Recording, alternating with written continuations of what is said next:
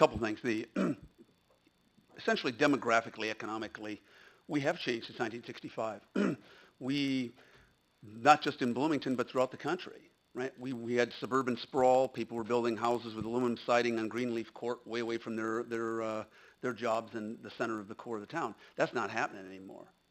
There's a great inversion, and that's what's flipping. And we see some of it in our community, and it's why places like, even whether it's Wilkes-Barre, Pennsylvania, or Chicago, or whatever, we've been losing people for 50 years are now gaining people.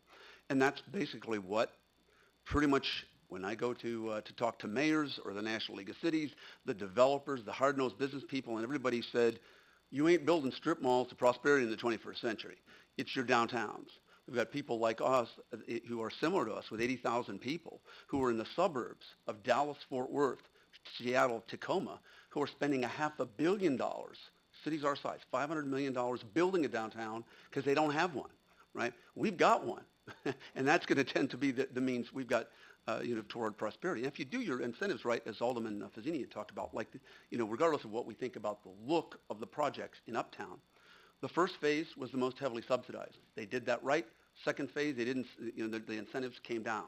Third phase, they were virtually non-existent, and now you've attracted capital, and capital is seeking its level, and it's happening. And so there's a tipping point. It's pretty much any developer, economist, whatever is going to tell you. At some point, you get a tipping point and a core mass, and it takes off. And I think that's part of what, we're way beyond our time. So we're going to come back to this, obviously, with this, because we've gone way over. Any last words very quickly?